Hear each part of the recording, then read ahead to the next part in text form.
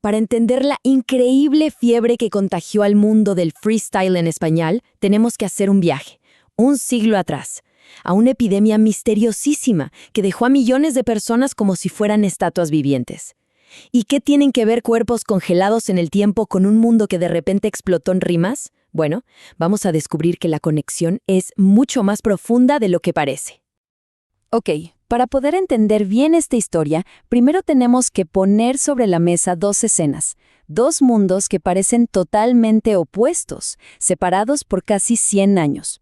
Por un lado, un mundo que se apaga, y por el otro, uno que se enciende a más no poder. A ver, imaginen esto por un segundo.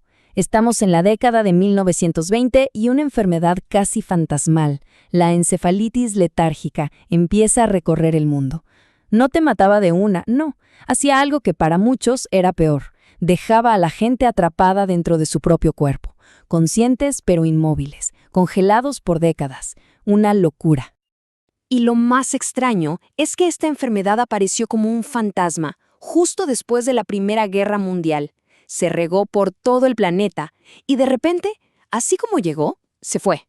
Desapareció. Pero para los que sobrevivieron, la pesadilla no había terminado. Para nada. Las secuelas los iban a acompañar para siempre. Ahora viajemos rápido en el tiempo. Casi un siglo después, en 2019, el mundo hispano fue golpeado por una fiebre, pero una fiebre totalmente opuesta. No era de sueño ni de quietud, era una de despertar. Una explosión de energía masiva, colectiva, que nadie vio venir. Y es que lo que antes era un secreto a voces, algo que pasaba en parques y plazas, de repente, ¡pum!, explotó. Las batallas de freestyle se volvieron un fenómeno imparable. Llenaban estadios con la energía de una final del mundo y en Internet, bueno, acumulaban decenas y decenas de millones de vistas. Una auténtica locura. Y aquí es donde la cosa se pone interesante. Un siglo antes, el mundo se sumía en el silencio. Ahora, explotaba en un estruendo.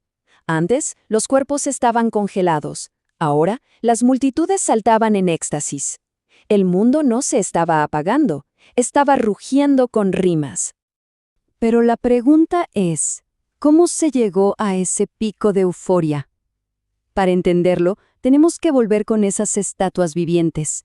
Y tenemos que hablar de un milagro médico que por un instante, por un momento mágico y fugaz, las hizo despertar.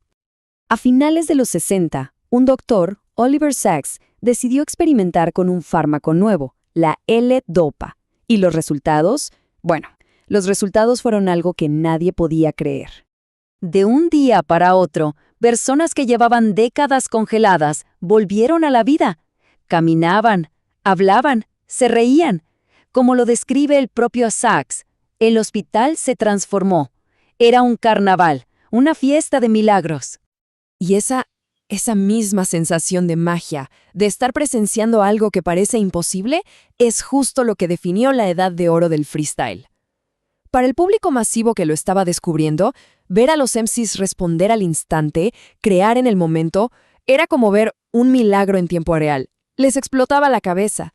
Y claro, esta era tuvo sus arquitectos, sus protagonistas, figuras icónicas como ellos, cuyo talento y esas rivalidades épicas se convirtieron en la droga milagrosa que llevó a la escena a su punto más alto.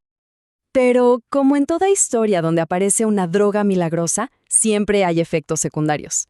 Y así como los efectos de la L-Dopa se fueron apagando y los pacientes empezaron a tener tics y rigidez, la escena del freestyle comenzó a mostrar sus propios síntomas preocupantes. El declive no fue algo que pasó de un día para otro, no fue un colapso, fue más bien un endurecimiento gradual, una especie de rigidez que avanzó en 3 etapas. Primero, el formato se hizo predecible. Después, los grandes ídolos cayeron en un silencio casi catatónico. Y al final, la pandemia le bajó el volumen a todo.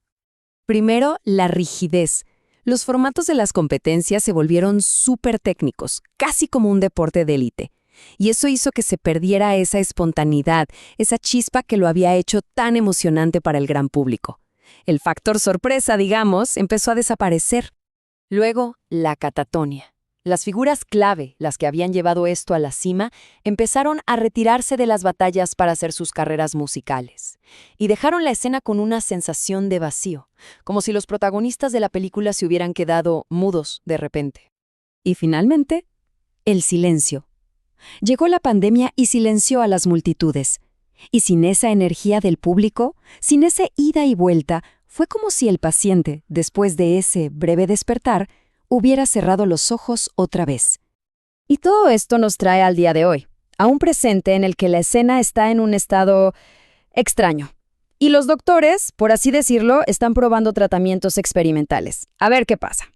Hoy la escena está dividida. Hay una batalla interna, una discusión fuerte entre la rima clásica, la de siempre, la predecible pero que funciona, y un estilo nuevo, súper disruptivo e impredecible. ¿Es una evolución necesaria o es el síntoma final de la enfermedad? A este nuevo estilo, muchos lo llaman disonancia.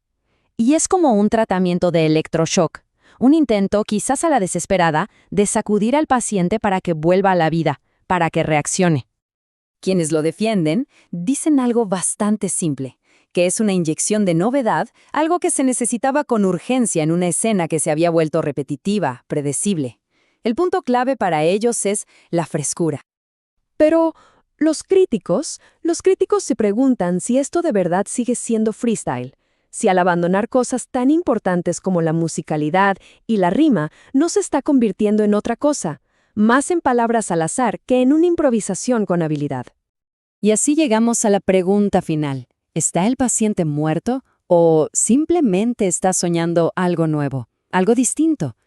¿Fue la fiebre de 2019 un milagro irrepetible, como ese brevísimo verano de euforia de 1969?